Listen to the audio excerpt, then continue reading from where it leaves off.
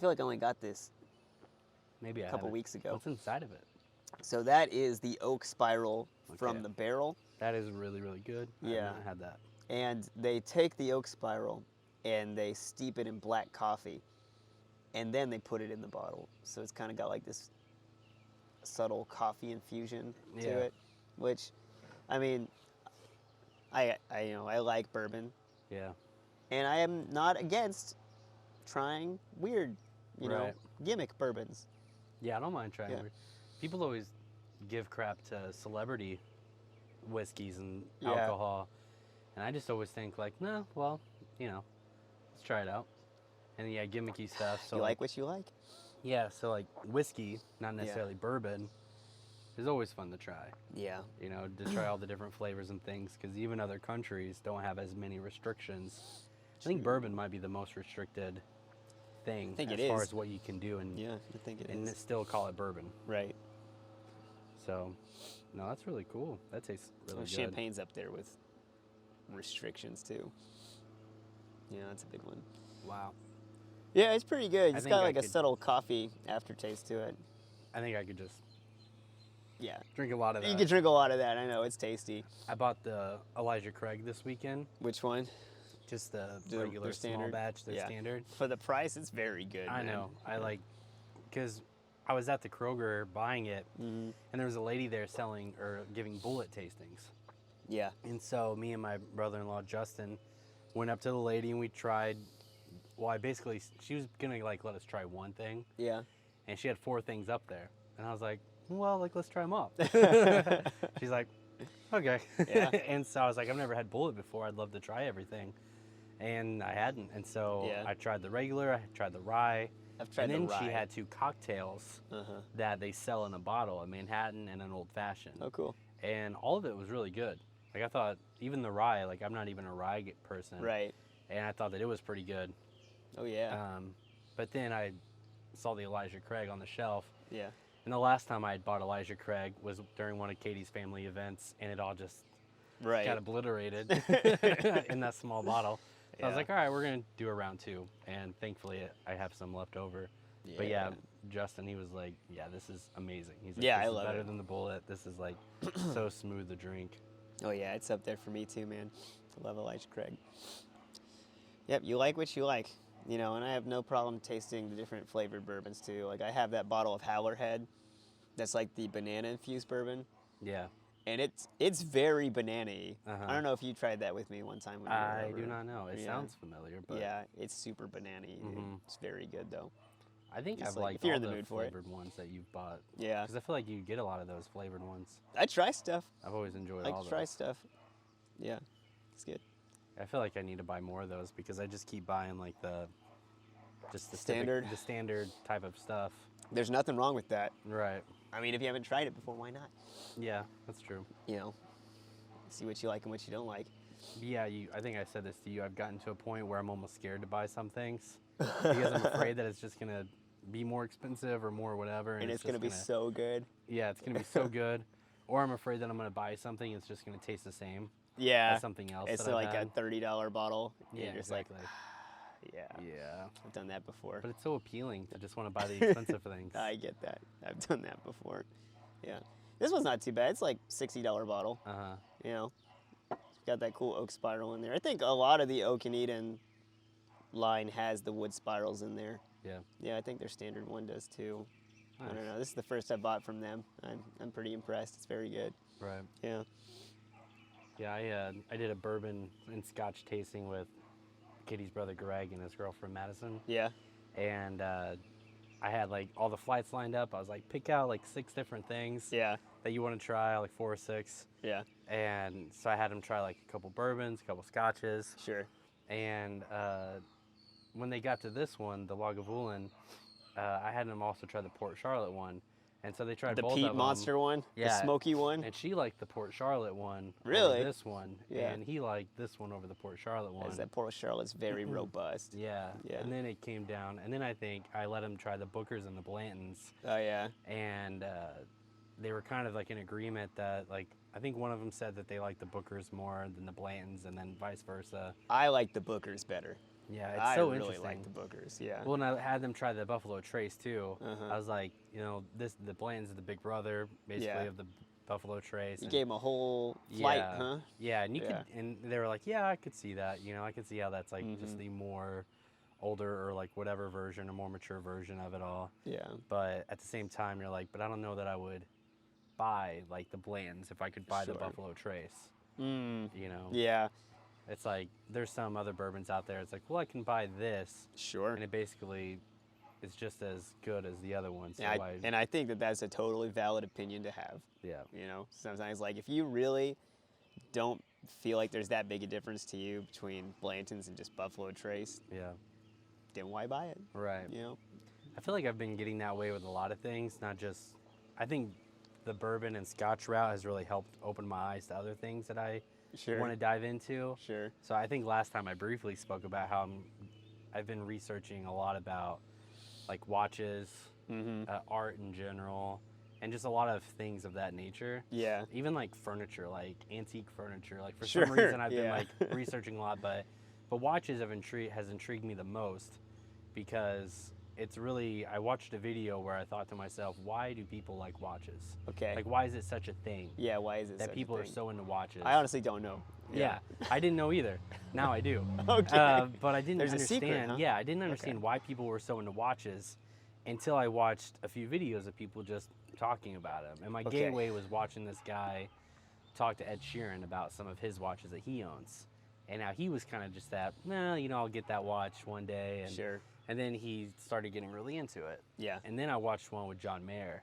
And after I watched those two guys, I started watching just watch people in general. Like, I didn't even know who these people were. What a rabbit hole. Yeah, but they obviously liked watches. Sure. And were known in the watch collector world.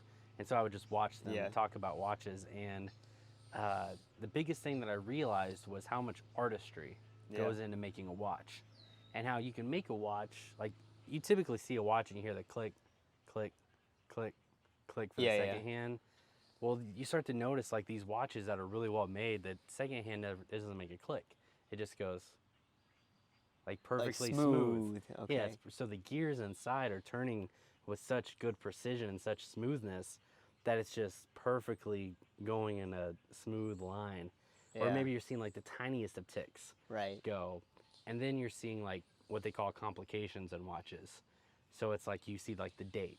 You know, that's probably the most common one is you have the time, the minutes, you know, and then you have like a date at the bottom. Sure. And then it's like not just 25, but it's Wednesday the 25th. And then you can get Wednesday 25th, 2020, you know, or 2022, you know. And then you can get the lunar cycle, like the moon cycle of everything. And then not only can you do that, but then you start to realize the different uses for watches. Yeah. So there's like diver watches. Yeah. You know, that can go like 300 meters. Yeah. And everything. And some people just buy them for fashion. A lot of people, especially like in the day, like in the military, would buy them to actually be for diver watches and be really rigid and stuff. Or then you got field watches. Yeah. For those same types of things. And so anyways, I just went down this crazy spiral of watches, and I'm slightly pulled out of it now. Yeah. Because I've started to ask myself, like, if I bought a $100 watch, that was really nice, versus a $500 watch, versus like $1,000, versus like a $10,000 or more watch, like, would I really think of the difference wearing it on my wrist? Right. You know, like, what would it be about something so much more extreme? What that would causes actually the make value? Like, if you buy a $100 watch as opposed to a $500 one, is that $500 one going to be 5 times the amount of useful to you?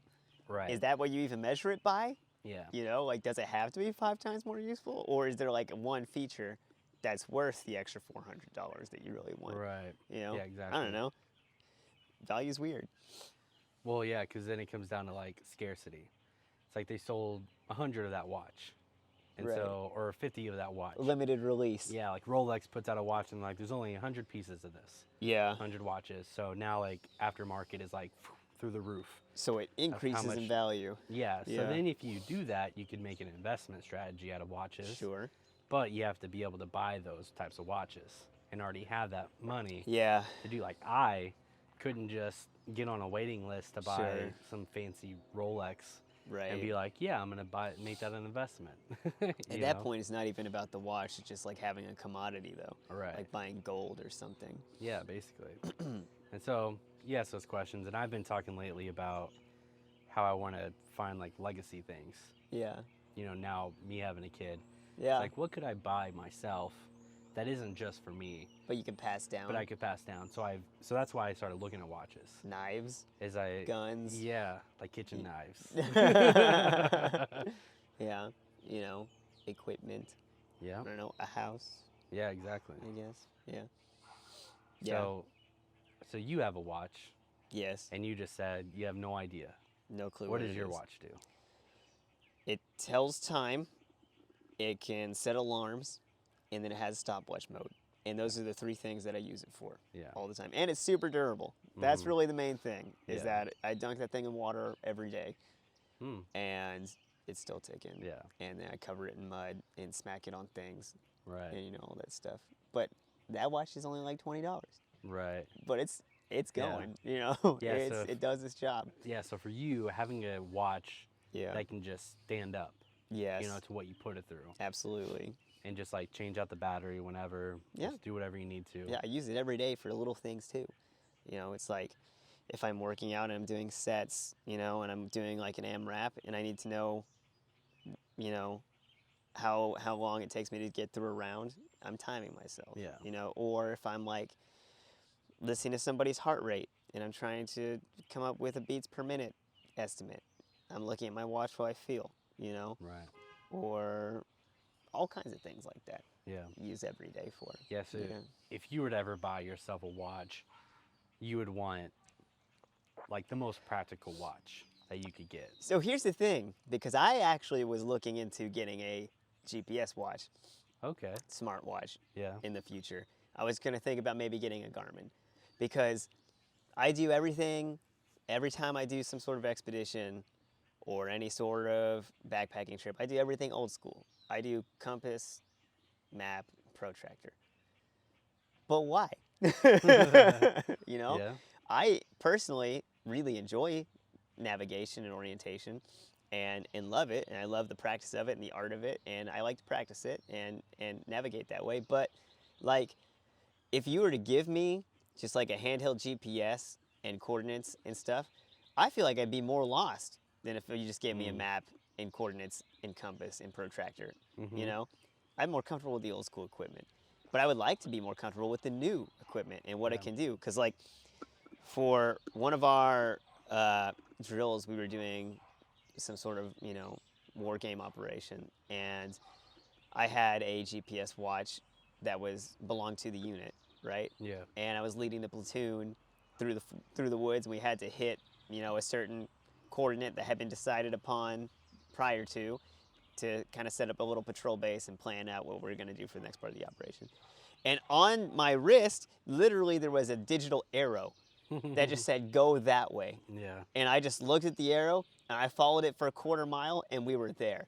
And I was like, that's wild. That's wild. Yeah. You know, all they did was type in the GPS coordinates, and then any moron could just look at where the arrow is pointing and get there. And I was like, there's some application like to this kind of thing. I should look into that. You know? Like you could have something like that for the ease of use when it's working really well. Yeah. And then if you got into like a super crazy pinch, yeah, you know, then you know that you can at least rely on the old school way of doing things. Totally. Because I don't own a GPS. I used to, and it broke, and then I just haven't gone back, and I haven't needed to. But like, what if a situation where I do need to? Right. You know, what if the compass breaks, or I lose it, or my map gets washed away, or something like that? Then, you know, it's another layer of protection that I don't have currently. Having some kind of like smartwatch or device that could stand up to water and everything else would just be really practical and helpful. Yeah, so I'm thinking that I'm going to buy one probably next month.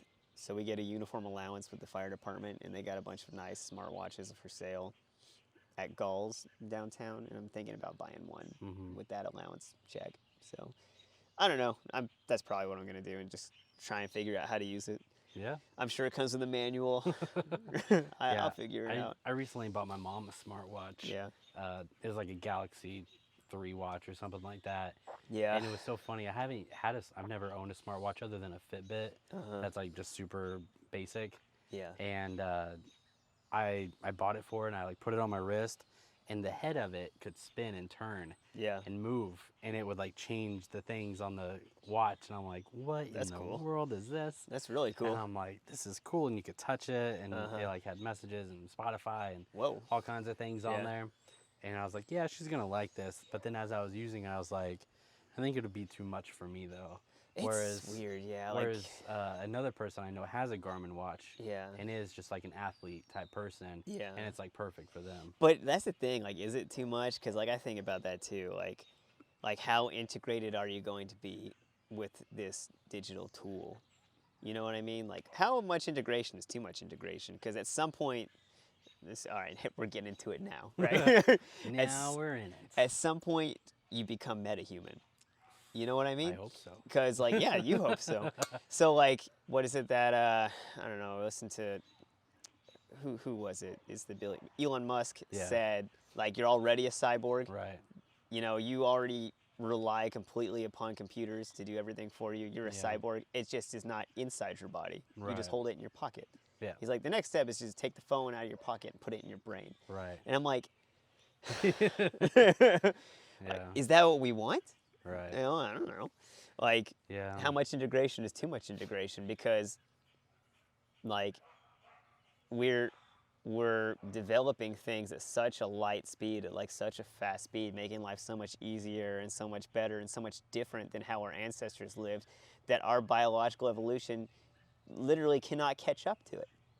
So we're still living bodily, you know, in the past. Right. Our bodies and minds are still wired to live a certain way as our ancestors did, but our technology is making us live in a hyper advanced state.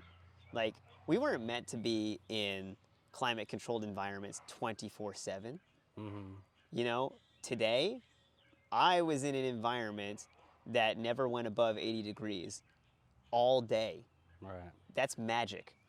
Yeah. My ancestors never knew that. Right. You know, their climate control was sitting in the shade. You know, that is an interesting thought because, like, for instance, I take my dog for a hike. Yeah. And I worry that she's going to overheat. Yes. But her body knows how to control itself. Yes. And adapt. And that's what I'm getting at. Is it's great that we can live 24/7 in a climate-controlled environment, but does that make us weaker? Right. Because now, should I go and run a marathon in 90-degree heat, I'm probably going to die. Right. You know, because my body is not adapted to just surviving in that kind of heat. Yeah. Which it would have been had a technology not spared me from that. You know? So are we making ourselves stronger or weaker through the integration of technology? You know, it's a double-edged sword almost. I don't know.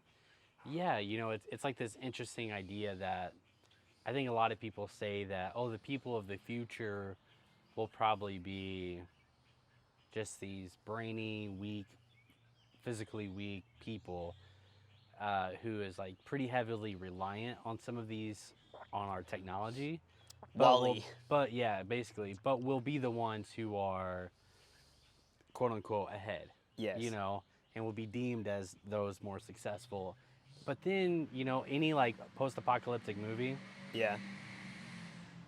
But then any post-apocalyptic movie you look at, all the people like in the desert or like in the woods, they're like these strong, lean, like world weary, like resourceful. Yeah, they're resourceful. They are able to tolerate things. Sure. And they would probably live longer than the people high in the clouds and everything. It's all about environment.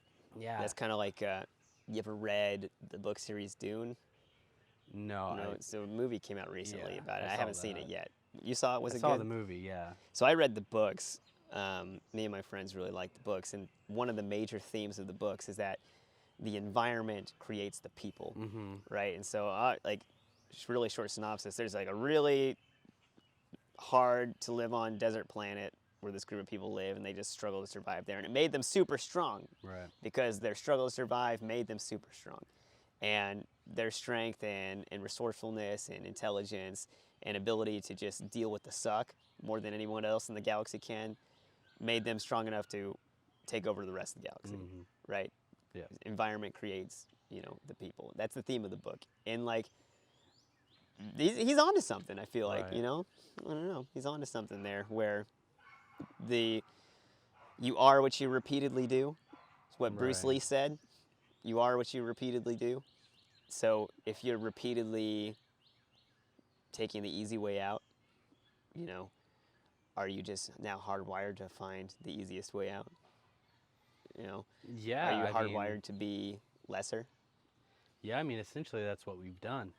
Is we try to find, we traded out physicality for mental capacity or like mentality. So it's like we put all our skill points in smarts. intelligence. Yeah, which in one case is fine, like that you want yourself to be super intelligent and smart and have a community that's like that. Yeah, absolutely. You just have to keep them together in some ways. And yes, there are always going to be people who are intelligent but not super strong. Yeah. Or people who are super strong but not super intelligent. Yeah. And then you're going to have the blended person who's both in some ways. Well, that's the benefit of the diverse society, is that we need people who have those strengths. And your strengths should cover my weaknesses, and my strengths should cover your weaknesses. Because if we were all homogenous, then it stifles progress.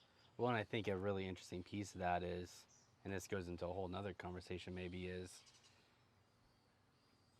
how do you have, because going back to like the Dune idea, the people who are in the intelligent category and like that privileged category, after a while they stop becoming very intelligent and just become spoiled, decadent, and privileged. Yeah. And then the people who are the blue collar, working class, like lower tier, are the ones who are the muscles of it all, and the strong headed ones who are doing the labor, but they are kind of staying that way. Yes. And they never get to really... But they're becoming stronger. Yeah, they're becoming stronger and more resilient and all these other things, and they have like that street smart idea. Well, it's that saying, the cycle, where it's like hard times create strong men, strong men create good times, and good times create weak men, which then create hard times. Right. And the cycle continues. Yeah, exactly. Yeah. Which I think that's the story of, it's the story of time itself throughout history. Yeah. And so the ushering in of smart devices and iPhones, I mean, it's kind of crazy to think that the iPhone came out in like 2007. Yeah. And of course you had like Bluetooth phones, and you had like the what was that called? The BlackBerry. Like you had those things and pagers and stuff that were becoming very intelligent and smart. But then you hit that iPhone. Yes. And then after that, it's just like skyrocketed everything with technology, but we haven't, say that, like you said, caught up to it. We haven't caught up to it, and it's impossible biologically for us to evolve at the rate of which technology is evolving. Yeah. Unless we somehow, way down the line, integrate technology in our biological selves to speed that process up somehow, which is totally science fiction, but but I don't know. I feel like we're living in a way in which we're dependent upon technology, and in which biologically we're not wired to live. We're not wired to live the way that we're living, but it feels good, and we can do it because technology allows us to, so we'll continue to do it. Yeah. So the swing we're in right now, I feel like there's always swings in history that balance things out, and then there's always another swing of something else. So right now, maybe we're in the swing of technology kind of taking over a lot, like just that quick swing to technology. And we're seeing problems and complications with it, like if you're in a hospital and you rely too much on the technology to tell you what's wrong with a person, you might misdiagnose them and do something catastrophic, or or if you don't trust it enough, something catastrophic could happen. And in the case of like smart devices, if you're lost and you're trying to use your GPS on your phone, but it doesn't know where you are because it doesn't have a good signal, it could really mess you up, or it could save your life, like you said. And with like relationships and our social media, I feel like we're definitely on the swing of like it. I think we saw it creating a lot of good and connection, and we talked about this a lot last time, so we don't have to really dive into it too much today. Sure.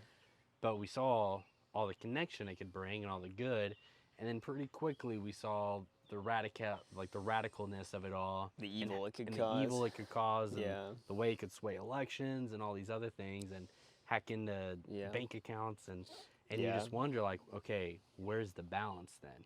Like, how do you? Well, I think you bring up a good have point a balance there with this stuff. You know, thanks.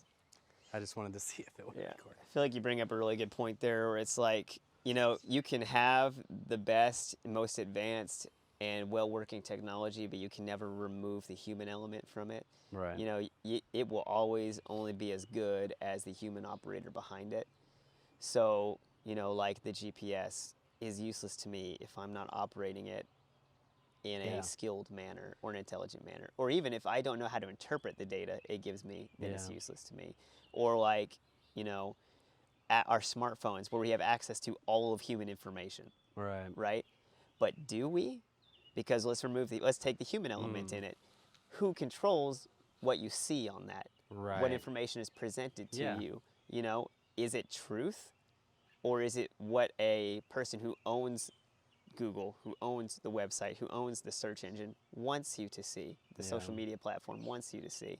So technology is not infallible, you know, and you can never remove the human element from it. It will only be as good as the user. When I look up something on my smartphone, I'm required to use my own biological deductive reasoning to interpret what I see and determine what's true and what's false. You know, if I just take it at face value, then I am becoming a machine myself by saying I obey what the screen says. Right. You know? Well, yeah, because technology can pretty easily give you information, but it can't give you the wisdom of how to use the information. Right. Only you can do that. Only another person could do that. Yeah. That's why, like, I remember in college, having a mentor was a really big thing that they pushed on you. Yeah. Because having someone who could help you with your studies, help you with your personal life, help you in all these things. Yeah. They're like, yeah, find a mentor, because you can read all this stuff, you can understand all this, but you can't understand the wisdom behind all this information, which is why, like, me and Hannah have Mary to supervise us, because we can say, hey, this is all the information we learned from our classes and how we're trying to apply it. Yeah. Like, what's the wisdom behind this thing, and how should I apply that wisdom? Absolutely, man. I mean, you have to look at it that way. Like, it only is as good as you're skillfully using it. You know, like, can you interpret and deduce and use your own wisdom and life experience to figure out what you actually believe, you know, and what you do with the information that's presented?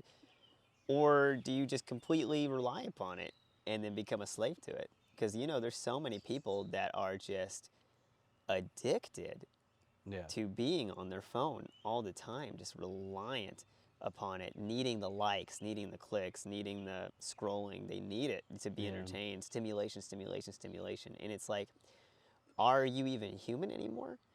Are you going out there and getting life experience based upon, for the mere reason of experiencing? You know, are you going out and doing things for the sake of doing it? You know, the meaning of life, like doing things for the sake of doing them. Or are you doing it because the computer told you to? You know, are you going out and doing that hike so that you can take a picture for Instagram? Yeah.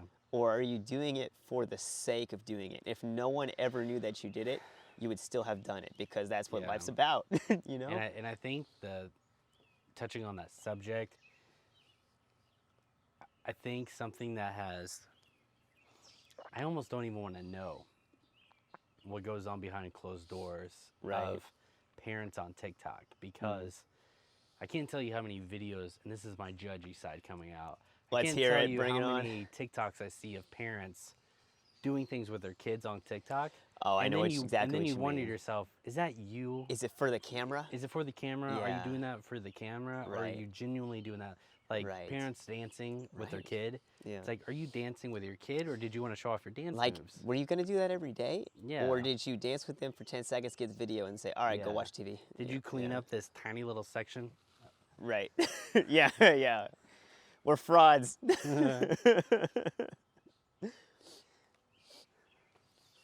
Like, Did you clean up this tiny little section of your house? Yeah. Just so you could show it with your kid and be Absolutely. like, what I love every day is to wake up and do this thing, and me and my kids sit here and we meditate. It's like, oh my God, yeah. Do you really? It's like, or is it for the camera? Yeah, exactly. Yeah. And I mean, like that's how it makes you a slave. Yeah. Like seriously, like you're not doing things for the sake of doing them. You're doing it because the computer told you to. You're doing it for the like. You're doing it for the click, for that quick dopamine hit.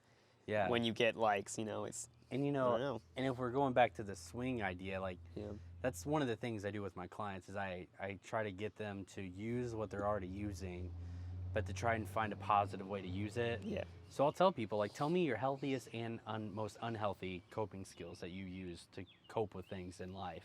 Yeah. And I'll always say things, and they feel like I'm reading their mind. But really, it's just the same thing we all do, which is like scrolling through TikTok, scrolling through your phone. Like, that's one of the most unhealthy things we do. Yeah. But that can be healthy. So it's like, all right, your phone is a tool. Yes. Your phone is what you make it. It is a tool. It is amoral. It is what you want it to be. It's a brick in your hand. So how do you make it a useful thing to build a house with?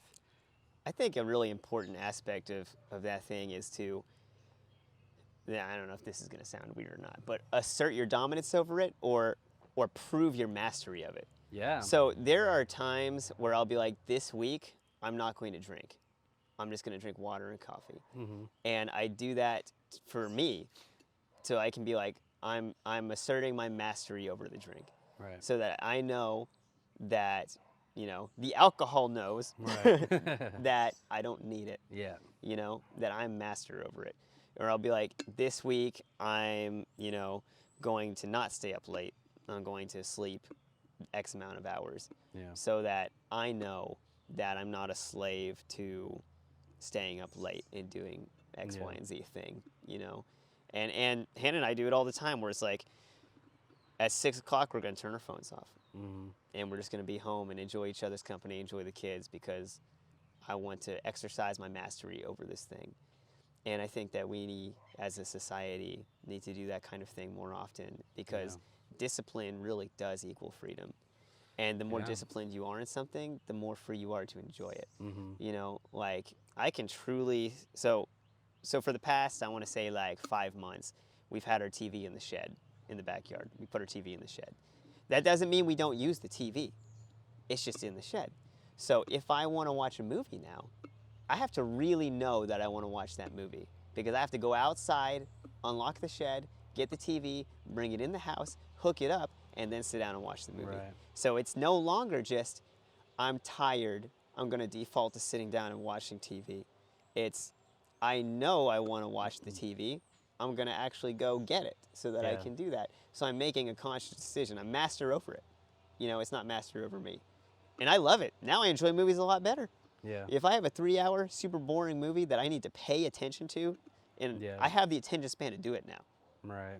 Like I have the attention span to sit through the movie and completely pay attention to it, because it's a treat now. Like I like doing that. But I highly recommend doing that.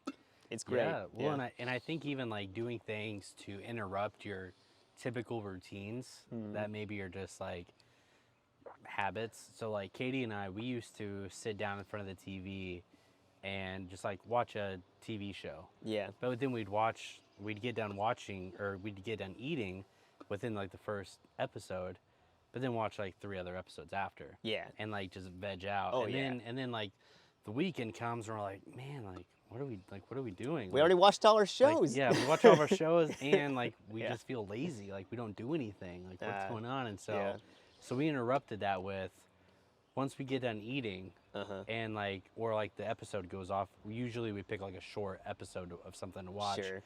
But someone will usually get up to put their plate in the sink, and that's kind of the signal. Yeah. And then we'll stop it, and we'll be like, all right, let's do something else real quick. Like, let's do these dishes. Yeah. And just doing the dishes tells you, like, all right, do we want to keep watching this show? Yeah. Or do we want to do something else? Yeah. And oftentimes you want to do something else. Have a moment to reset and think. Yeah. Yeah. Sometimes we get stuck in those routines where if you just take a step back and have a moment to breathe and have a moment to meditate and have clarity, you really know what you want to do. Sometimes we default to doing stuff we don't even want to do. Right. We default to doing things that we're used to but don't actually like. And if you just breathe and think. You make, actually, I want to read this book that I've been putting off forever. I Right. really want to. Yeah. I just thought I never had time to, but I always had time to. Yeah. I just kept defaulting to routines that I didn't actually like. Yeah. You know? Yeah. Well, and that, and like some forms of like usually when you say like I want to watch TV or something else, Yeah. you're saying I want to be entertained. You're saying I want to have something to sit down and enjoy. Mm-hmm. But if all you do is give your brain sugar, Yeah, that's all it's yeah. gonna want is super Yeah. tasty, easy to grab sugar. It's a good Which is metaphor. what the TV or phone or YouTube TikTok. or whatever else is. Yeah. But if you put the sugar away, you just don't bring it inside the house, Mm-hmm. all of a sudden you start to realize like, wow, fruit is actually naturally sweet. Yeah. And you start to find these other things that are healthy for Yeah. you that taste good, you Right. know, and now you find yourself eating it more. Right. And then when you do finally eat that nice piece of cake or cheesecake, Yeah. you're like, holy cow, this is tasty. Totally, you know, man. this is a nice treat. I'm not crapping on TV. Like, there's great media out there and stories that need to be told, and Yeah. you know, like stories that inspire us. And I love storytelling, so I love movies and television and all that stuff. But like, sometimes we just consume trash because it's there. Right. Like junk food. Sometimes we eat when we're not hungry because it's there. Yeah. You know, like, and there's nothing wrong with controlling that. Yeah. Yeah. Well, it's like thinking of like going to the movies. Yeah. Going to the movies isn't as special anymore. Yeah. You know, Yeah. like renting a movie and bringing it home to watch Uh-huh. used to be a really fun thing. Like I remember my dad would say, or my mom, we're gonna go to the movie store and rent a movie Yeah. and bring it home. Oh, and we might get some popcorn and things like that. And you're like, yeah, we're finally watching a movie. Mm-hmm. And then now it's just like, yeah, I can watch a movie anytime I want to. Right. You know, it's like right there, easily accessible to me. Yeah. And it's just not as special. And so yeah, I think you cutting things out like that, it's not that you're better than anyone else. No, I never thought that. Yeah, it's not that you're on a higher tower than someone else. No. It's just that you realize that for you. And it might not even be good or work for other people. Like Yeah. what's good for me might not be good for someone else. There's not Right. a one-size-fit-all method for discipline. Right. You know, because there's some things that some people struggle with that I don't struggle with at all. Exactly. And there's some things that I struggle with that somebody else Yeah. might not struggle with at all. So it's like somebody might be like, I need to not smoke this week. Right. I've never smoked. It's not a problem for me. That didn't Right. cross my mind. But somebody else might not drink at all. Mhm. you Yeah, know? exactly. So they don't need to show their master of that. But you know, we're all different. But I think in general, there is such thing as too much of a good thing, and in general, excess is bad. And we were just talking about Yeah. if we have excess on a societal scale, on a civilization scale, that's almost always history will tell us is tragic. You know, ends in bad things. So Yeah, you know, kind of going back to the beginning of what we were talking about with like compass and navigation, GPS stuff. yeah, It reminded me of we used to take like junior hires on a backpacking trip or like a fun little trip, like a day hike, and one of the rules was when you look at the map and you're using the compass to navigate, only use natural things to guide yourself. Don't use man-made things. mm-hmm, So if you see a river, trust it. mm-hmm, If you see trees and peaks, trust it. But yeah, if you see a trail, don't necessarily, you can use it, mm-hmm, but don't necessarily trust it. Sure. That that's going to take you where you want to go. sure, And like, I remember I was on a backpacking trip where we had to navigate like that. And we're going down a river in canoes. yeah, And we were going a lot faster than we realized. yeah, And instead of looking for natural things, people were relying on, where's this bridge at? yeah, You know, and the bridge, it didn't look like a bridge. It would look like more like a weird trestle thing. And so we passed it. yeah, And some of us thought to ourselves, well, maybe that could have been it, but it's not Sure. what we thought it could be. sure, And so we ended up like a mile down the river yeah, and had, maybe not a mile, but we ended up far down the river and they're like, well, you got to paddle back up. that sucks. And so we had to turn our boats around and paddle up the river Oof. to get to that spot. And Yeah. it was a real big lesson in realizing like you can't always just rely on these other technologies and things Mhm.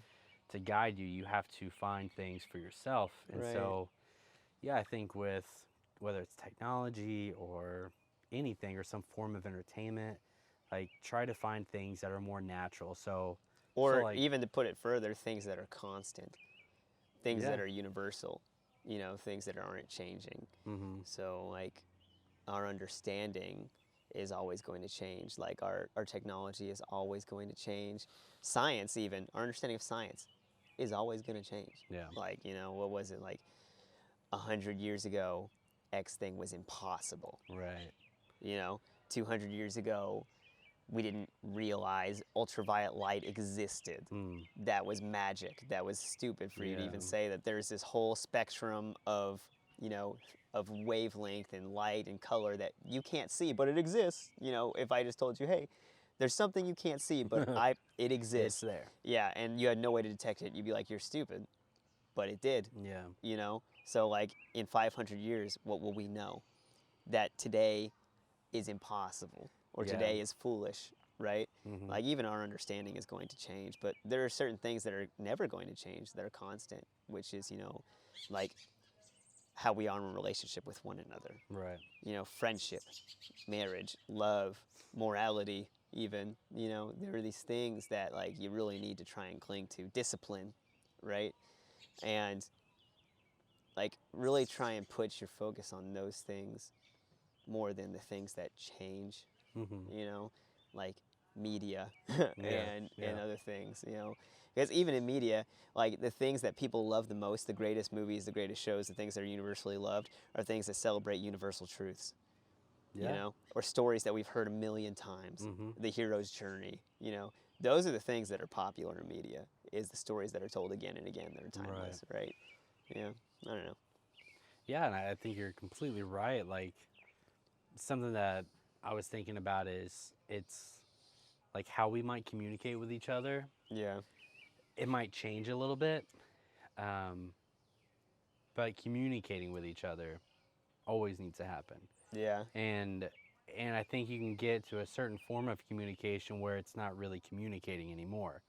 So once again, we talked about that with like Twitter or something. Yeah. It's like, at what point is Twitter really communicating well, and at what point is that just not communication anymore? Sure. How much is sitting down face to face with someone better communication than something else? Sure. And so, you know, I think even about, you know, again, gonna have a kid. The typical thing that some person like me might say is, well, I'm not gonna let my kid watch a lot of TV or something like that, or distract them with all these technology things. But obviously I'm going to. Yeah. You know, I'm going to do that. But how much can I limit that to where I'm having... How much should you? And how much should I? Like, how much should I limit that to where I'm doing some more forms of universal play and fun with my kid? Right. Giving them that natural play instead of, like, a manufactured and type natural of play is so important for Yeah. kids. Like, I was listening to a podcast the other day about this guy who wrote a book on natural play in children. And he was talking about the pros and cons of pickup games, like pickup baseball that kids set up in the neighborhood, and then like adult organized league baseball, like Little League and all that stuff. He's like, which is better? Right. You know, and it's like, here are the pros and cons. Like, here's a quick synopsis where it's like, kids learn more from pickup games because there's no adult involvement. Who creates the field? The kids do. Who sets up the bases? The kids do. Who decides the teams? The kids do. Who gets the equipment together? The kids. You know, and then even further than that, let's look at interpersonal lessons that you're learning. If the game's not fun, are they going to keep playing? Right. They're going to quit, right? Yeah. So you have to make the teams fair. Otherwise, the team that's grossly unfair against is just going to leave. And then the game's over and you're not having fun anymore. Yeah. And you can't cheat, because if you do cheat, then somebody's going to call you out on it, and they're either going to beat you up or they're going to leave, and then the game's not fun anymore. So now you have to balance, let's make the game fair, let's make the teams fair, let's come up with the rules so that everybody has fun. And if we got to juggle all these things in order to make the game work.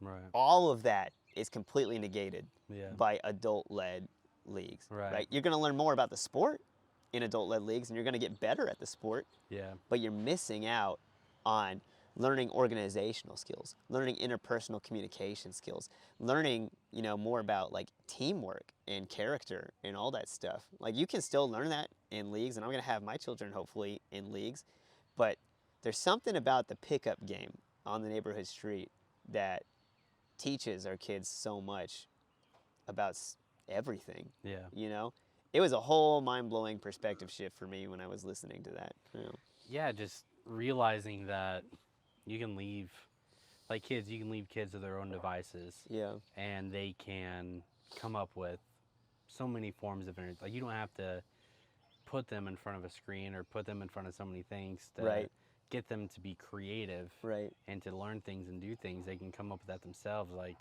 one of the coolest things about doing therapy with kids is I'll pull out the checkerboard. Like, they'll want to pull it out. They'll be like, oh, we want to play checkers.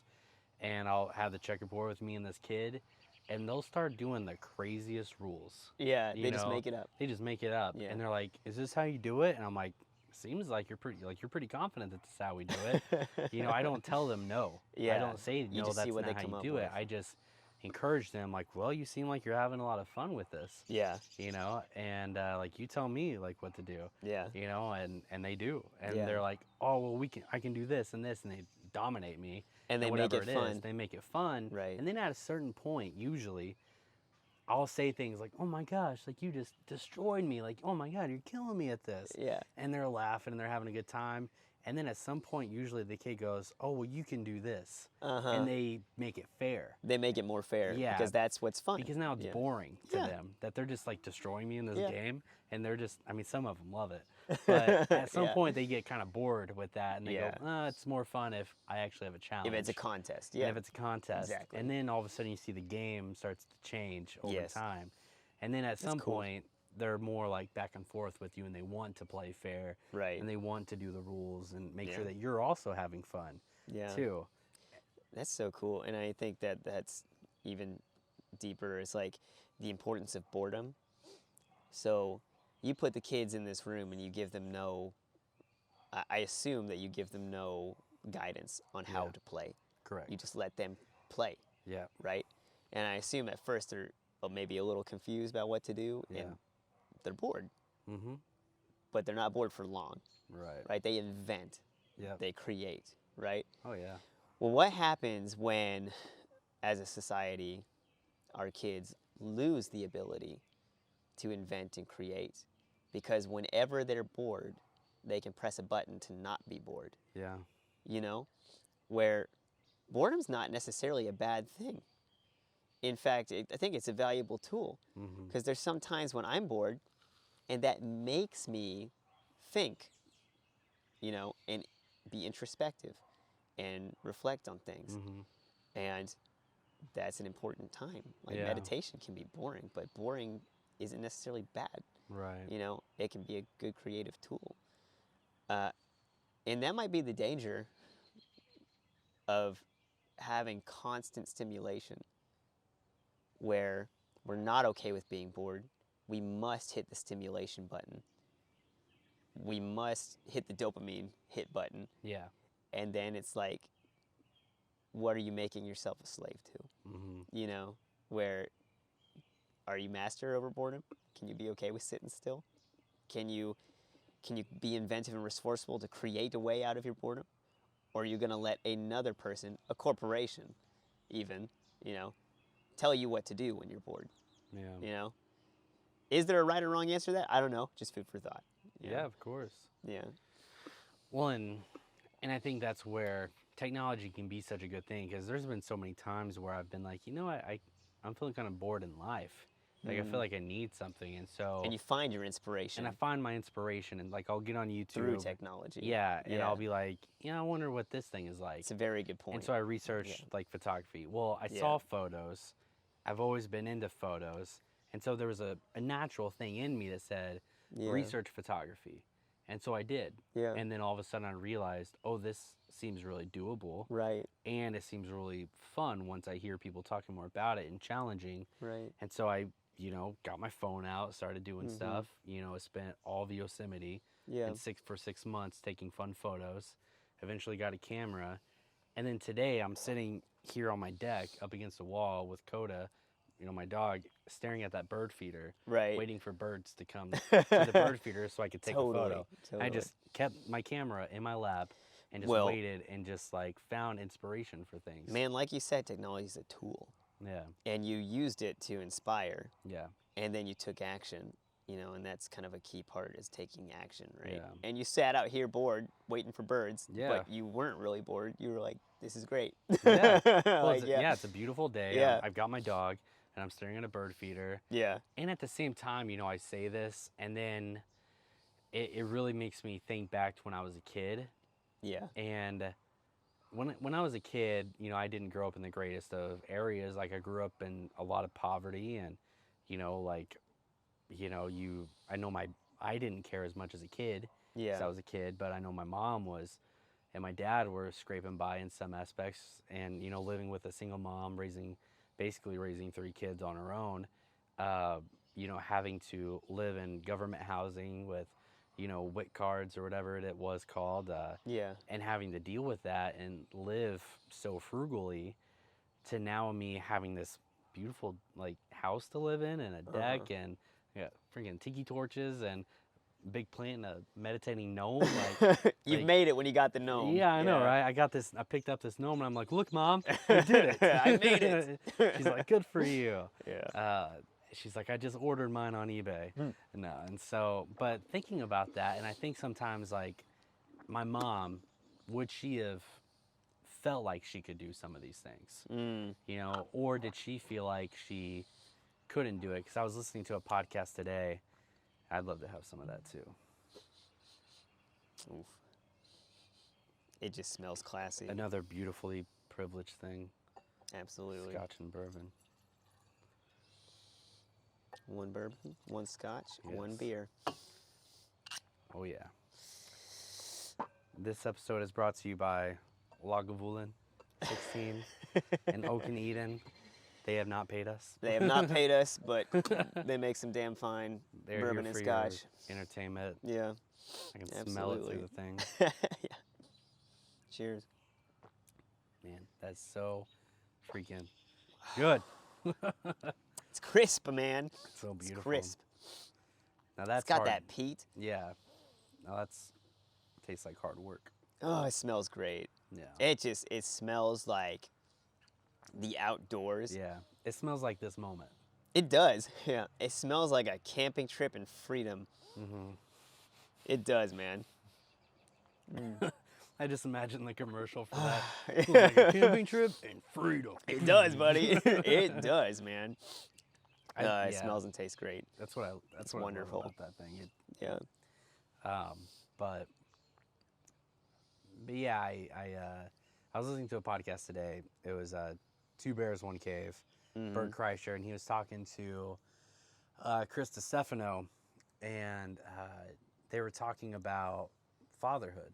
Yeah. And they were like bawling their eyes out. It's a comedy podcast, you know, but they're like, they love it. Bawling their eyes out. And the one, Chris, he was talking about how he's watching his kids grow up through a phone, you know, because he's always on the road. Yeah. And then he just starts crying, and then Bert's crying because he's been through that, and his kids are older. And they're talking about having money as a dad, and how he's like, I have the ability to like fly a private jet back to see my kid for prom. Right. Like, most dads don't have that. And he talked about what it was like to be a broke dad. He said, you don't feel like you can actually enjoy your kids in some ways. Like, for some people, he's like, it's hard to read even a book to your kid when you feel like you have like no purpose or joy in your life. He's like, all you feel like you can do is just mindlessly numb yourself, provide and whatnot. Yeah, go to work, come home, flip through the phone or whatever it is, be on like the game, and do what you need to survive, to help your kids and yourself get through life. And then it almost feels like a privileged thing to have a hobby, you know. And I wish, and that's why I want us to do this nonprofit, is because I want us to be able to show people that you don't have to be wealthy to have a hobby, and you can find purpose and joy in life without being wealthy. Absolutely. And all those things. I mean, even like fatherhood itself, like there's a lot that's been lost almost, you know, culturally about fatherhood. Like, it's not just provision, you know. Traditionally, you know, obviously men have a biological wiring to want to provide and protect, right? but also to lead. Like, you are the leader of your children. Right. You're going to teach them right from wrong. You're going to teach them how to be a man, Mm-hmm. how to be a woman, how to be responsible, how to be humans of character. That's a responsibility and a purpose. Like, and that should drive you. Yeah. You know? Like, if anything else, if you're not making any money, if you're not in the best moods, you know, if you're not in the best place in life, like, if anything, you have an extreme purpose to raise up a spectacular man or woman, Mm-hmm. you know? And that's like a joyful calling, truly. Yeah. Where you have, like, it's a responsibility, yes, but we tend to associate responsibility with like a negative connotation, but responsibility is beautiful. Yeah, it's course. wonderful. Like, you are trusted to raise up a person, you know? Mm-hmm. And that makes you important and worthy and respected, and, you know, and you should treat it as such, where it's like, it's an honor to be able to take a small human and help them become the best person they can be. Right. Like, that's an honor, you know? Yeah. Yeah, well, and it's so fascinating watching, like you and Hannah. Yeah. You know, because now Rio's at a place where he definitely knows right from wrong. He knows what's good and bad. He knows what's expected of him in so many cases, but he's also still a kid. You know, he's still very much a kid. Mm-hmm. You know, and so you can't expect too much of him, but you can expect some. And you recognize how much him being how he is now has been based off how well you and Hannah have treated raising him, right, and disciplining him and giving him love and attention and care. And if you would have, I mean, gone certain other ways, if you wouldn't have given him that much attention or care or discipline, or even if you and Hannah didn't have the relationship you guys had, you know, he might be a lot different right now. Maybe. And I think there's a lot to that. I think that there are the exceptions where there are cases where you can do everything right and they still turn out terrible, which is terrifying, you know, which is terrifying. But, like, really all you can do is the best that you can do, and to love your wife in a way that's admirable, because they see that. And I think that the best thing that, my personal opinion, the best thing that I can do for Rio is to love Hannah in such a pure and wonderful way and show him that example. Because that teaches him how to love people, right? Because, I mean, traditionally marriage has been the example of love, right? How to love a person, how to treat a person, right? So what are they seeing from your marriage? Are they seeing disrespect? You know, are they seeing selfishness? Are they seeing sacrifice? You know, are they seeing selfless sacrifice? Are they seeing servanthood? You know, are they seeing joy? You know, because that's what they are. That is the relationship that they are going to be exposed to the most. And they will base their relationships off of how you talk to your spouse, you know? So I had better treat Hannah with respect if I want Rio to treat others with respect, you know? Because I really do think that he sees that more than anything else. Yeah. Yeah. Well, and, you know, I think as I prepare to become a dad to a out of the womb child, I think it's been so interesting just thinking to myself how I'm already treating that child through Katie. You know, by taking care of Katie now, I am taking care of that child. You know, and so, like, randomly giving her a back rub, you know, or bending over to get something instead of her bending over to get something. I'm You're already serving your daughter too. I'm already starting to see all these ways that it's like, okay, I was already, like, Katie and I today, this is our anniversary today. And no, congratulations. Yeah, buddy. thank you. I'm actually sad that I didn't know that. It's okay, she's sleeping. But to recognize that we've been married now for 8 years and have been together for 10 years. And to recognize that I've already done so much to respect her and take care of her and consider her, and now seeing how much more I'm doing that, knowing that she's carrying our child. And then afterwards to take that same amount of care and attention and give that to our kid. You know, it's just a whole, as of now, it's obviously something I still can't comprehend of what that's going to be like and how natural that's hopefully going to be. But yeah, just recognizing that that's like a whole nother thing that we have to do as people. And I guess if we were to go back to our analogy of being like a slave to things, okay, let me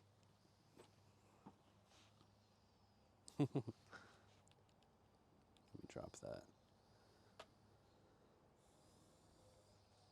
If we were to go back to our analogy of being a slave to things, you wonder how much of life are you also missing out on, and how much are you not even noticing that you need to do in life because you're a slave to things. So like, I talk to parents a lot who say to me that they don't realize how much they're not maybe giving their kids certain attention that they know their kid needs, but they're so consumed by other things that they don't have time to give their kids certain attention or themselves attention.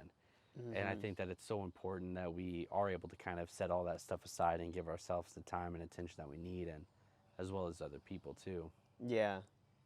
No, I totally get what you're saying, man. I mean, you have to really check yourself about what your priorities are, because, we all live by a code, whether we recognize it or not. We have a worldview, a way that we see the world, a lens through which we see the world that directs everything that we do. And we talk about this all the time, where I stand on that. But it directs every single thing that we do. Yeah. Are you living consistently with what you believe, or are you a slave to something? Yeah. Because sure. I feel like those are the only two options. Mm-hmm. Either you are in control of you, or your desires, your flesh, your whatever nature is in control of you. For sure. And so are you living according to your code, or are you just being pushed whichever way the wind blows? And there's nothing like having a family that makes you think about that and want to do better about it. Yeah. Well, let's talk about kind of slightly change gears. Let's do it. In this idea of kind of recognizing things to change or things to do differently. Sure. Do you have like a funny or humorous moment where you maybe saw something in yourself where you're like, yeah, this is like too much, or I'm doing too much, or I'm like being excessive. I need to like not be as into this. I need to pull back. Oh my God, look at that possum. Holy cow, that's a big possum. They're disgusting, dude. I hate possums. They're gross. I mean, they eat a lot of ticks, so they're real good for That's good. That's us. good to know. But like, I don't know how many of those are around. They're here, just so gross it feels looking. Pretty useless. You ever seen them with like all the babies are on the stomach? Jeez. They're gross, man. No. Yeah, that is a big possum. I've seen that thing. They got creepy faces.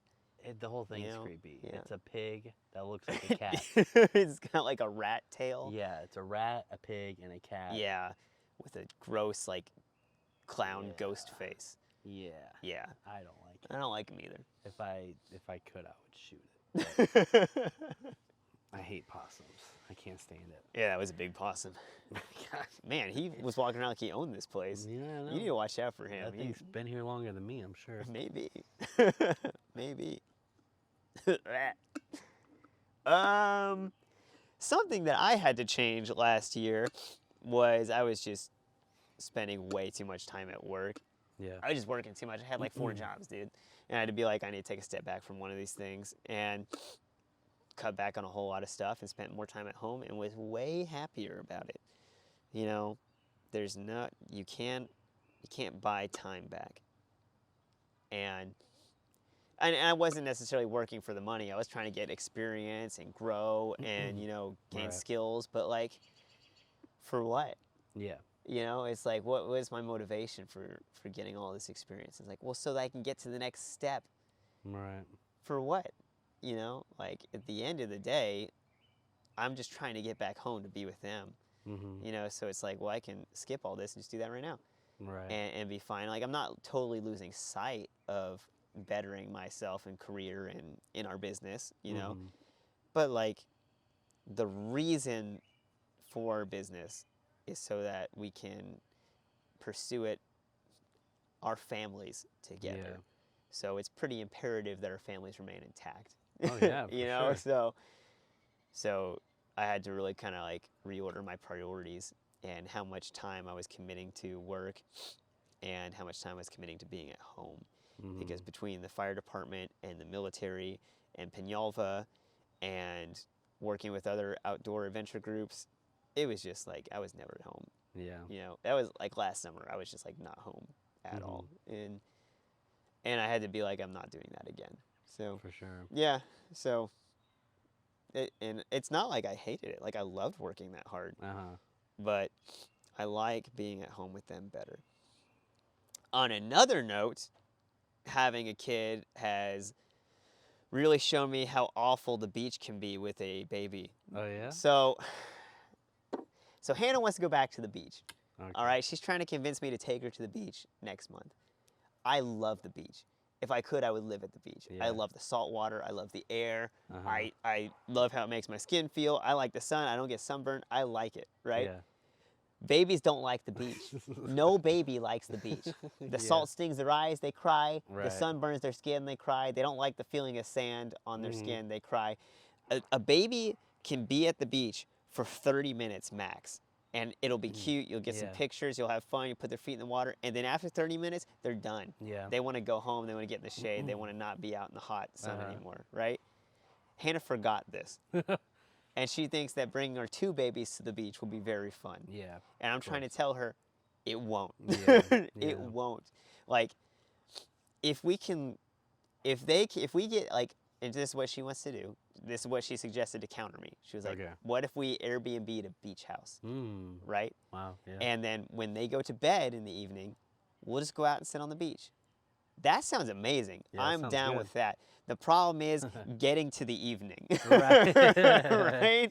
Because I'm telling you, man, little kids, like babies, they don't like the beach. Right. Kids love the beach. Yeah. Babies hate the beach. And especially like our second, like Karen, he has eczema. So his skin's already naturally irritated. Right. Now let's add sand. Yeah, of Let's course. rub sand on him. A coarse thing. Yeah, I'm sure that he'll love that, right? He's going to scream the whole time that we're there. And I'm going to feel bad because I'm going to be like, it's going to be like, oh, your skin hurts? Take the sand. Let's rub sandpaper on it. Like, I'm going to feel bad. It's not like you can hide him from the sand either. No, like he's going to get sandy. The sand's going to find. Yeah. Like, and I'm not knocking her idea. I want to go to the, I want to go to the beach. I'm just telling you, it's not going to be as fun as we think it's going to be. Right. Especially if we had to spend $1,000 to rent a beach house. Yeah. Yeah, that's the whole thing too. Where it's like, I don't know. So my suggestion, and this is what we're doing this week, is we're going to go to the lake. There you go. All right. We're going to go to the lake. It's not the same. I understand. I love the sea. I love the ocean. But we're going to go to the lake. It's still going to be really fun. We're going to camp out there. We're going to go Thursday. We're going camping at Cave Run. All right? And it's going to be fun. And Rio loves the lake. So he'll be fine. I'm sure Kieran will be fine too. But that's the compromise. Yeah, I've been thinking about that a lot too, which is like, babies look cute. They look cute on the beach. You'll get some cute pictures, but it's like, it's what we talked about earlier. Yeah, exactly. It's fake. Exactly. I imagine the baby in like the cute, like big little hat and, you know, little puffies on. Everything else, and it'd be adorable, but then like they might even smile. They might seem like they're having fun. Yeah, but then 5 seconds fake. later, it's a lie. it's like, oh my they didn't have fun. Oh my gosh. We took Rio to Hilton Head with my family when he was Kieran's age, when he was like, I guess almost a year old, like 10 months or something like that. And yeah, he had fun for about 20 minutes. Yeah. And then it was not fun. Yeah. Well, yeah, and we went there with Aubrey, Katie's niece. Yeah. And yeah, loved it. Even with a bunch of adults, no other kids. Yeah. Loved it. Yeah. You know, had the time of her life building sandcastles and all kinds of stuff. Kids love the beach. Yeah, kids love it. And I could see though how a baby would hate it. Babies don't Absolutely love the hate beach. it. Yeah. Yeah. Babies can't run around on their own. They can't build sandcastles. They don't know the water's salty until it gets in their eyes, and then they're like, "Oh God, this is pain." You know. Yeah, they don't have that understanding. Yeah. Yeah, that makes a lot of sense. Yep. Well, I don't know. I guess you could like put Karen in a bubble, like a little, a hamster bubble. Yeah. And just let them roll around. Well, I told Hannah, I was like, let's just not bring them. Let's just you and me go to the beach. Well, so we're actually doing that. So for Cinco de Mayo, we might have had a few margaritas. Okay. And So Hannah gave me a few. This was part of her master plan. She gave me a few margaritas, and then she was like, "Babe, let's book a trip. Just you and me. Let's book a trip." And she was looking all cute, and she gave me my phone and everything. I was like, "Let's just see what the options are." Right? I pull up Airbnb, and I'm like, she's like, "Where do you want to go?" And I was like, "You know where I've always wanted to go? Greece." So I Airbnb searched Greece Airbnbs, and they're so cheap. Like, I don't know what it is, but they're so cheap over there, right? So I found a really cheap house on the beach in Greece, on some island in Greece. I don't even know where it is. And I was like, I'll take this one, and I booked it. I booked 6 nights in Greece for next year on some island that I don't know where it is. I don't know how to get there. I don't know how much airfare is to Greece. Maybe I'll take a boat. I don't know. Do you have to take a boat? I don't know. Idea. I have no clue. Never been. But we're going now. I think you jump out of a parachute or something. I guess. Or a plane. I don't know. But apparently, we're going to do it. I don't know. We spent the last tax return on it. There you go. Yeah, I booked it. So I have like another couple of months to decide if I want to keep that or get that money back.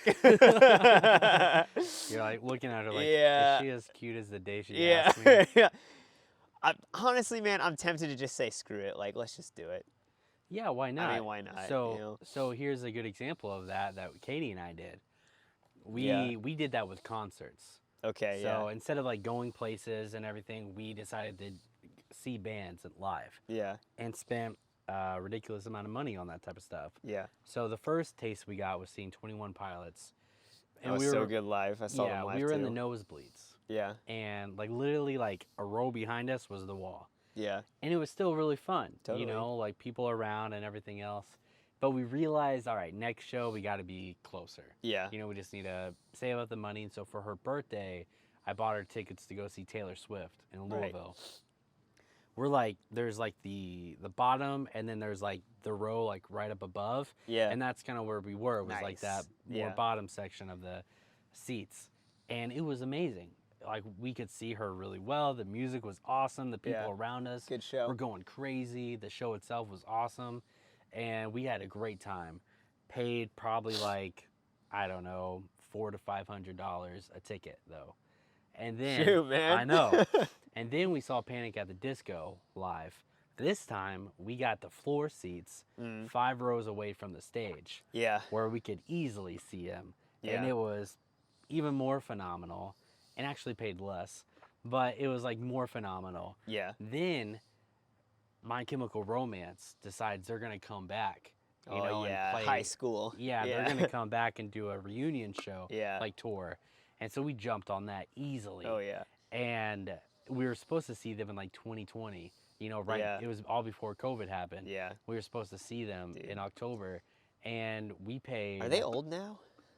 They are older. They're definitely dads. Yeah. But they actually look incredible now. So, dude, Hannah bought me tickets to Blink-182. Okay.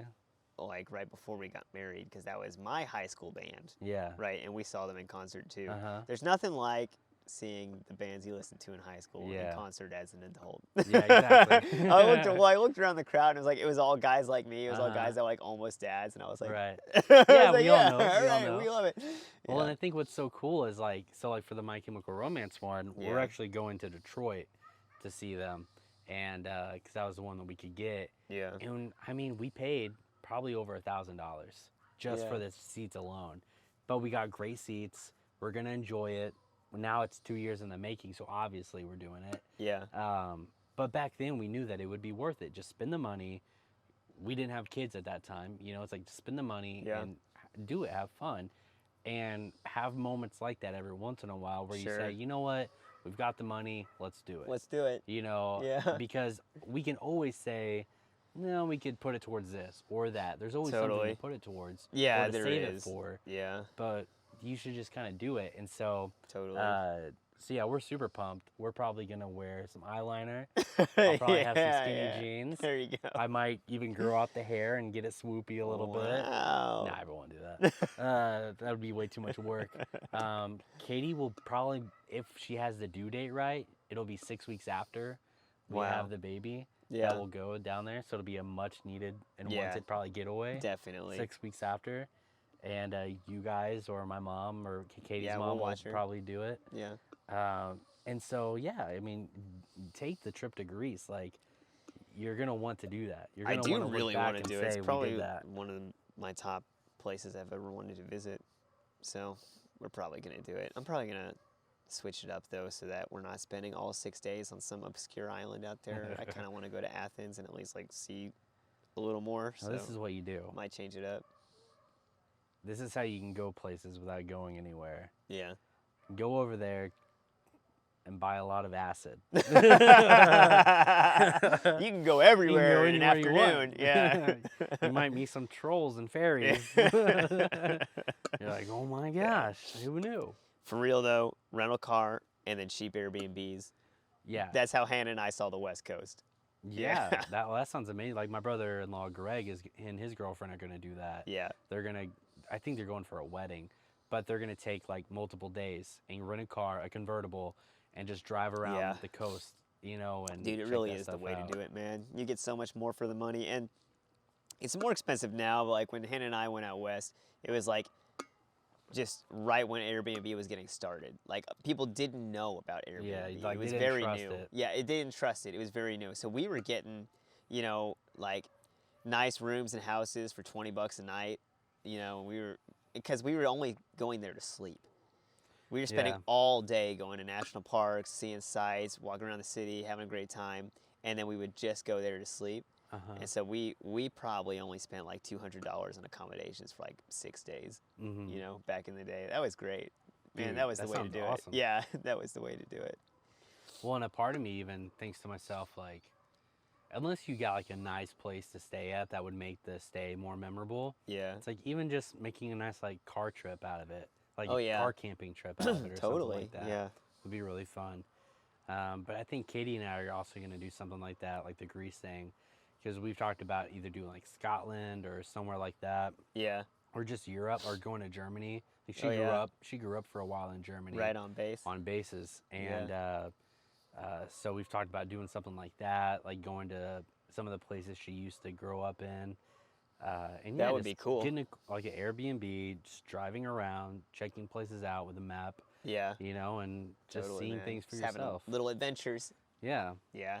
We discovered a whole lot of stuff just having a rental car and driving around too. Like, we found so many cool things we got to make memories out of, you know. Yeah. But yeah, definitely don't take the kids. Yeah, no. I mean, no. That was so I was drunk enough. We both were sober enough to be like, all right, so this is a trip for us. Yeah, yeah. We're doing it as an anniversary trip. So, yeah. That's really good. But we do this thing called like the 222 rule, where every 2 weeks we have a date, every 2 months we have an overnight date, and then every 2 years we have a vacation, just for us, just me and Hannah. So that's cool. That'll be our 2-year vacation just for us. Yeah. That's a really smart idea. It's fun. Yeah, I think that I'd really... The hard part about me, though, is that I know that I'm going to be the type of person who will want to just, like, do all the fun things that I'd want to do, whereas I think Katie would want to be able to... She's the type of person who would want to go to a place like Greece or Germany or Scotland and be like, that looks like a really pretty hill to sit on and read a book. You know? Yeah, I just do stuff she could do here. But yeah, like I want to read a book in Greece. Yeah. You know? And like was it in The Office where Michael Scott goes to Italy and eats a Sbarro? Yeah. Oh my gosh, that's so funny. Oh jeez. Yeah, I would go to a place like Japan and go to McDonald's just to see what different just to see what it's like over there. Yeah. Hey, when I was a kid, my family went to Europe for like a week. My dad was working over there, and we went to go meet him. And we went to McDonald's in Paris. It was a whole different experience, dude. It was like classy. Like, they sat down, tablecloths, a waiter came over, took your order, and you ate McDonald's. Like, came out on plates and stuff. That's insane. It was weird, man. Yeah, it does sound weird. Yeah. So how old were you when you went to Paris? I was like 7, maybe 8. Because I hear that, I don't know how much you remember about it, but I hear that Paris is one of those places where it sounds super romantic, but most of it's just like garbage. Oh, dude, even as a kid, I knew it was awful. Yeah. It was gross, man. Like, it was dirty. It was real dirty. Yeah, I'm sure it's only worse now. Yeah. I mean, but when I was a kid, like even I recognized, I was like, wow. I was like, I didn't realize it was gonna be so like trash everywhere and gross. But I guess maybe, I don't know. It was very gross. It was very gross. Yeah, there wasn't a whole lot of magic. Yeah. Yeah, that's something that concerns me sometimes about thinking of some of those magical overseas places to go to. Yeah. It's like, oh yeah, you see like the pictures or you see the whatever else. Yeah. But it's like, but how like beautiful is it actually gonna be? Or how much of just like a small town, crappy village Right. is it gonna be? Right. It's basically like a small town version in Kentucky, you know, but in Scotland. It's just got cobblestone. Yeah. You know. Totally.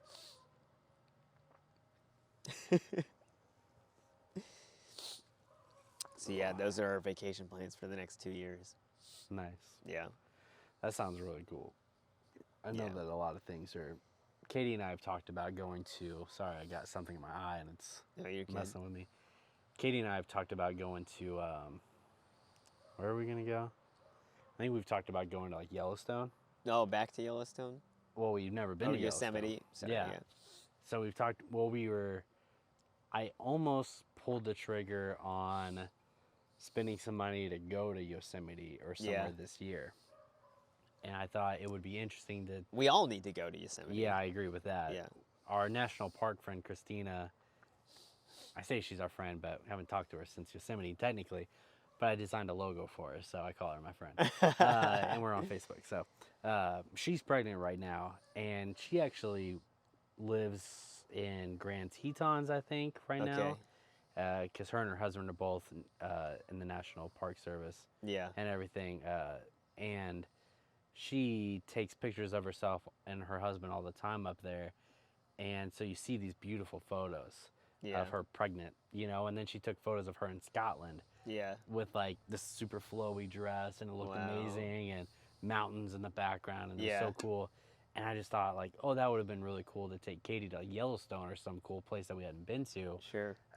With Rowan, you know, still in her, and and get some pregnancy photos. And get some cool photos like that. And I thought she wouldn't be able to walk around anywhere. I was like, she wouldn't be able to enjoy it. I was like, so I think maybe next year in the spring. Yeah.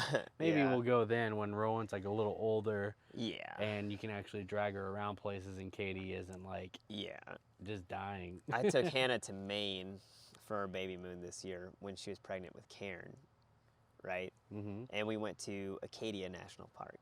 Get that crossed off our list. Yeah. And like, so not to downplay it, we had an incredible time. Maine, underrated. Yeah. Holy cow, everybody needs to go visit Maine. The food, unbelievable. It's the best food I ever had in my whole life. I didn't know I would have it in Maine, but everywhere is great. I didn't see one Walmart the whole time I was there. Nice. Everything is a mom and pop store. Everything. Yeah. I don't know how they do it, but everything's a small business, right? Everything's like a small town feel.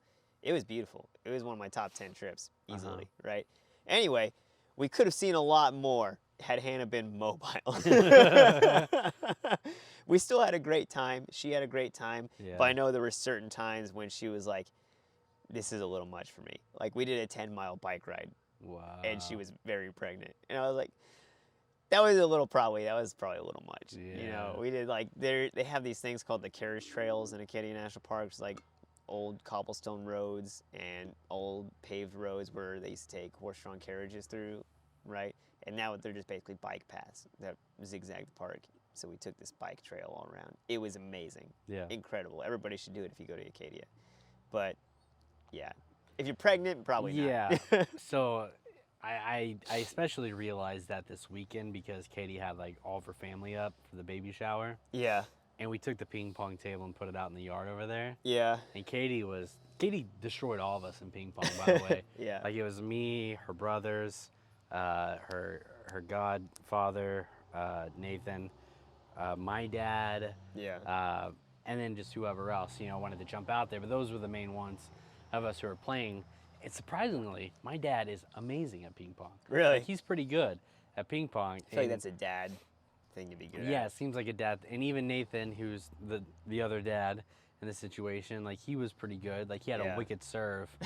But if but he couldn't really do much else. Sure. You know, so it's no Forrest Gump. Yeah, exactly. And so like he and I played one-on-one against each other. Yeah. And when he would serve to me, he would kill me every time. And it was only until he messed up that I finally got to do something.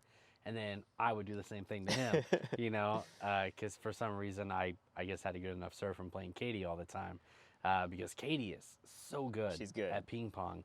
It's ridiculous. Like everyone, like we were trying to do teams and everything, and everyone's just like, I'm gonna do it. So we're always switching sides and everything. My dad's like, she's doing it on purpose. She's coming at me. I was like, well, switch me, Dad. And then she hits it to him the other way, and he's like, she's following me. But she was like bending down a lot to get the ping pong ball and that's everything rough. else, Yeah. and like walking around a couple stores with her family. Yeah. And afterwards, she's just like, am I having contractions? And she's like, I think I'm just really sore, Yeah. you know, from bending over and doing all these things all the time. And that's when you like realize like, oh yeah, you just can't do as much as you thought you could. She's got so much more to carry around. She's got more fluid and a whole person. Yeah, exactly. Yeah. Well, and you guys were talking about like have we seen like the hand or anything? Yeah, or something the like hand that and the feet pressing against her stomach. So I haven't like, I mean, I don't see like a visual hand. Oh, I've seen it before. It's creepy. I mean, it's beautiful. Yeah. It's beautiful, but you're also like, I haven't seen that yet, but yesterday was like the most I had felt, and it was insane. Like I put my hand on the side of her stomach, and just like the pushing, and then like a big roll, like a big push. And I'm just like, what? Whoa. I'm like, that's what you feel, inside of you. I can't imagine how that and feels. she's like, yeah, most of the day. And I was just like, oh my god. Especially at night. Yeah. Because they're not being rocked to sleep by walking around. Yeah, So exactly. she probably feels that a lot at night. Yeah. Yeah. But anyways.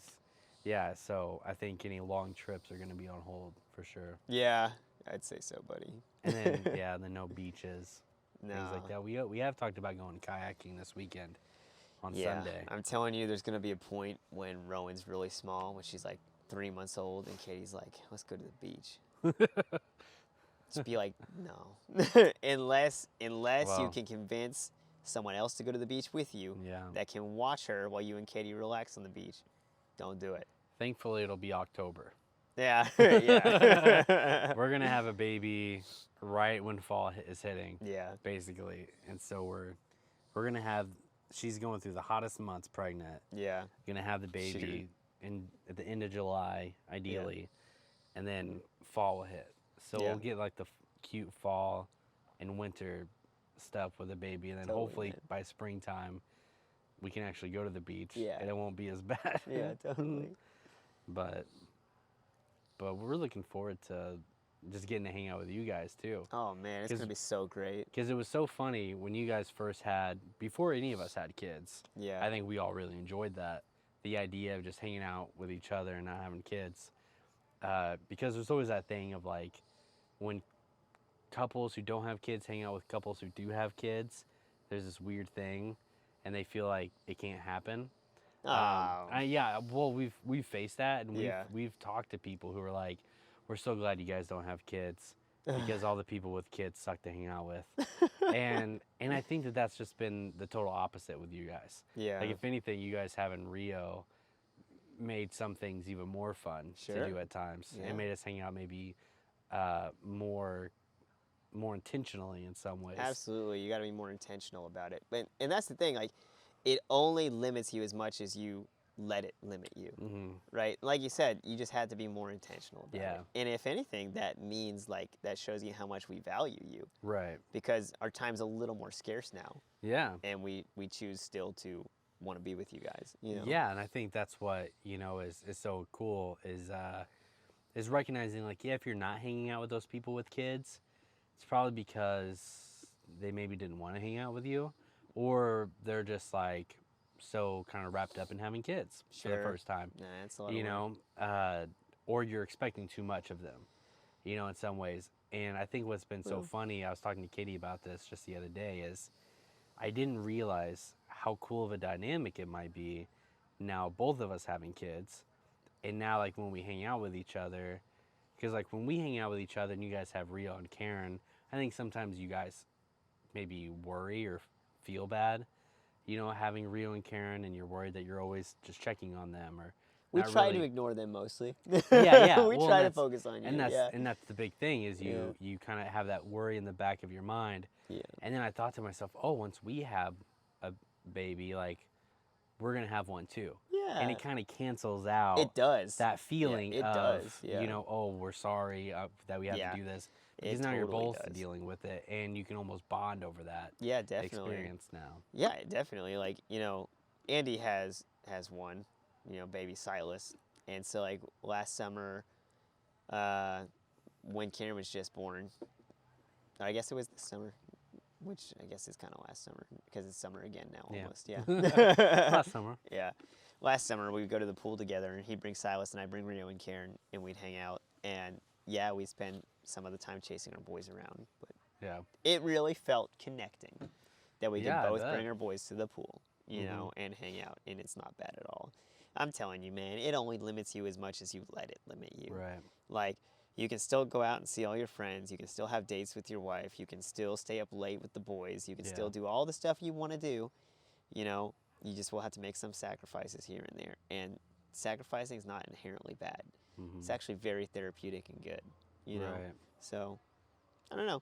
Like, some people will use it as an excuse. I can't do anything now with the boys because I have a baby. Like, no, you just suck at time management, Yeah. Yeah. Yeah.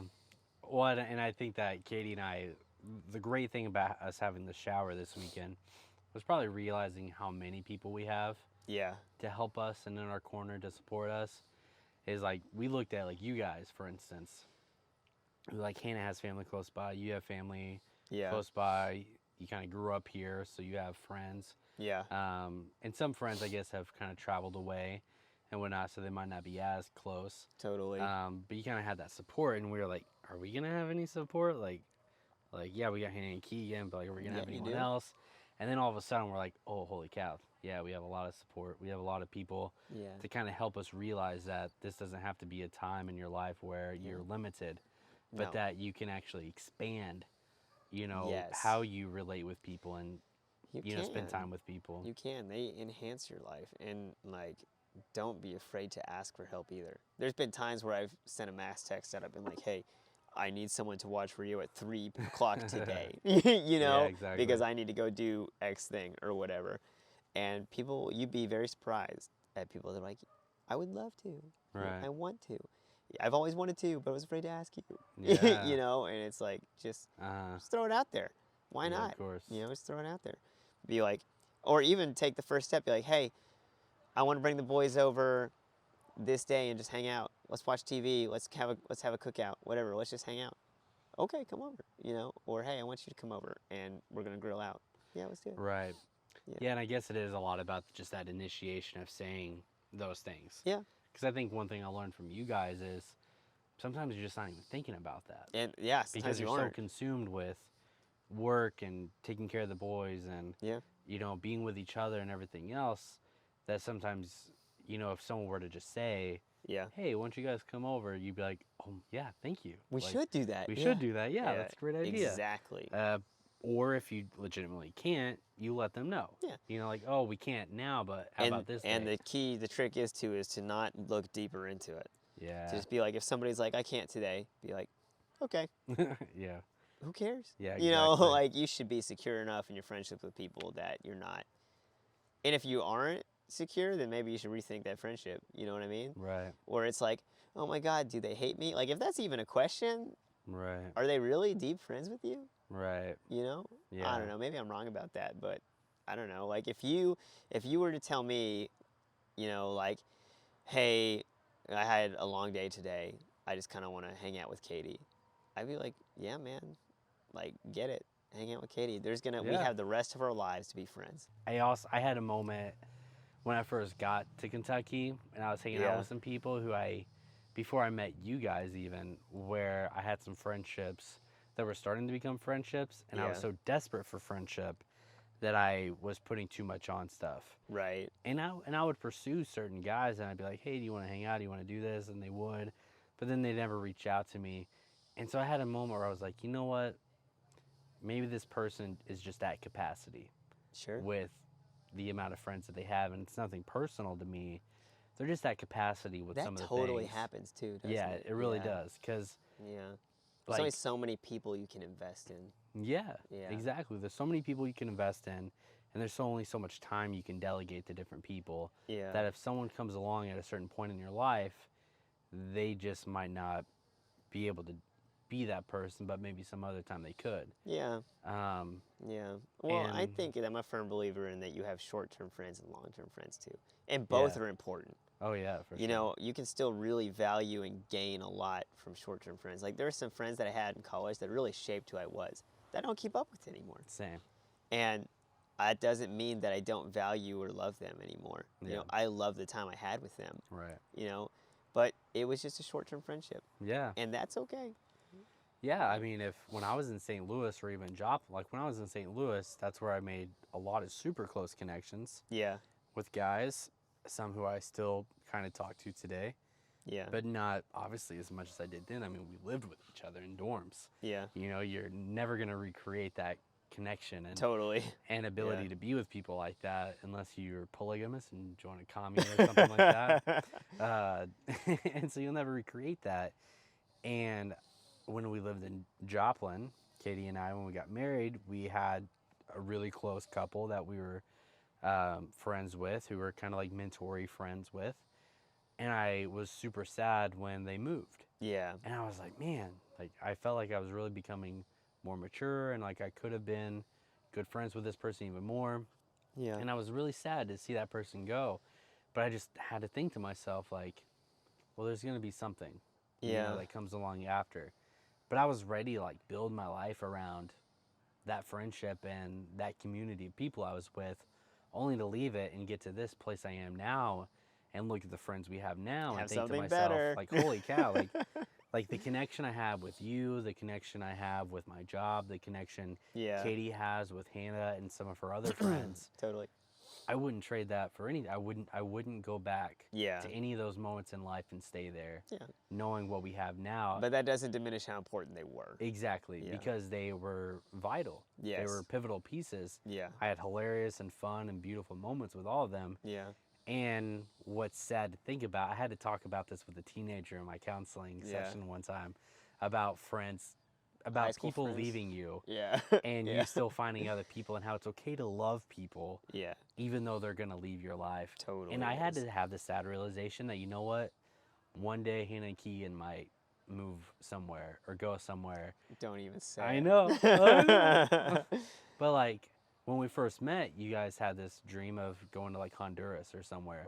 You know, it could happen. Yeah, and I keep that in the back of my mind of saying, yeah, you know, one day they could outgrow their stay here and feel like they need to go somewhere. I mean, you're already kind of doing that with going to North Carolina. Yeah, short term. When you do that. Yeah.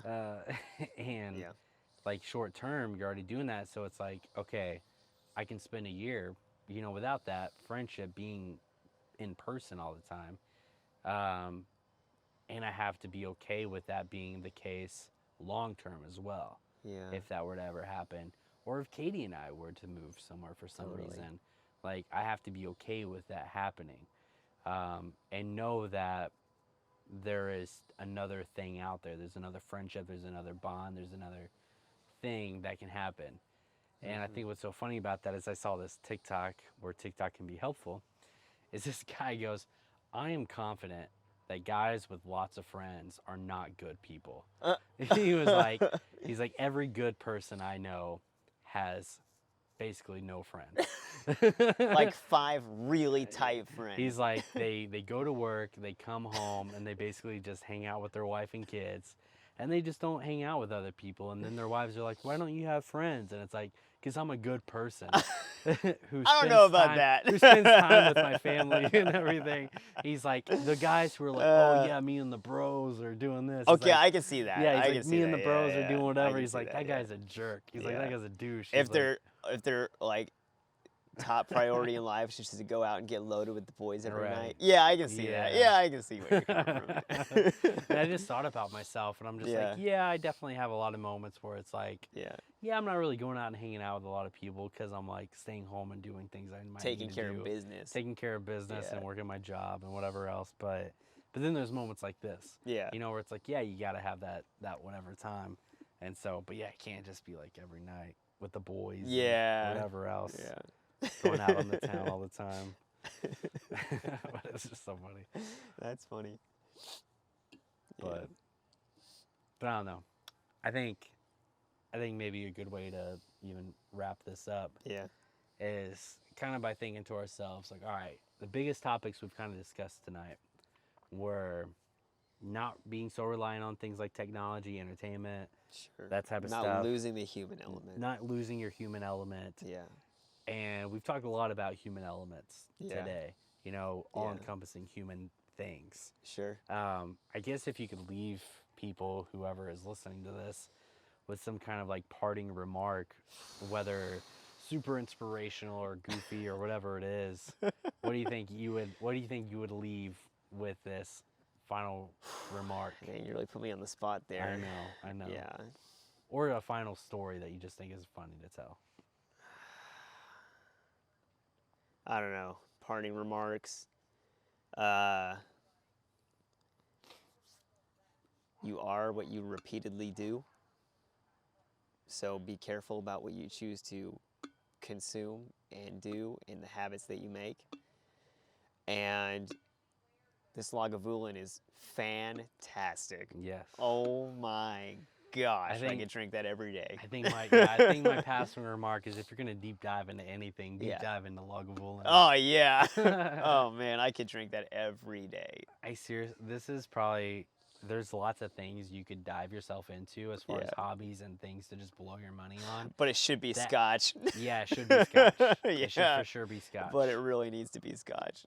Like, you will not regret it. I have so many moments where I think, what could I make a hobby? What could I make a thing to do? Yeah. That I could spend money on that I might not get a lot of, like, you know, things back in. It's like, yeah, I'm okay with blowing my money on scotch and bourbon. Oh, me too. You just get such good moments with it. Yeah. You know?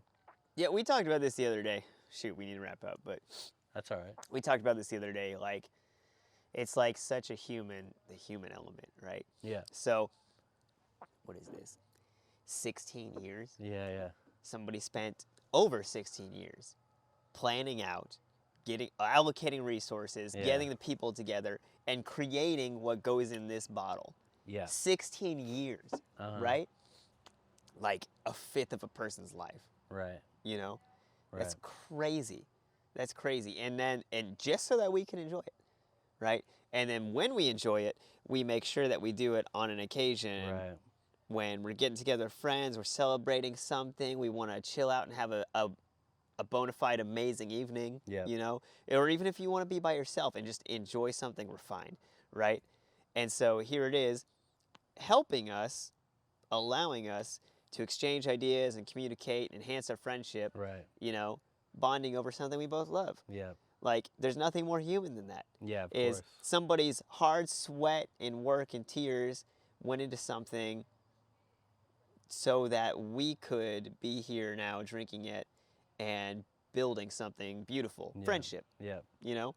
Like, love made this bottle to create love here. Yeah, exactly. It's cool. It's like, perfect. that's amazing. Yeah. It's perfect. Yeah. I spoke at the very beginning about legacy and leaving things behind. Yeah. I told my dad, if I could afford it, and if it was allowed to happen, I do not have the money to do this, but Buffalo Trace, if you're listening, and for some reason you want to help this guy out, I wish I was a celebrity or something to make this actually happen, but I would love, and wish I could buy a barrel of Buffalo Trace whiskey that was made this year. Wow. And keep it in their warehouse. Okay. For 21 years. Yeah.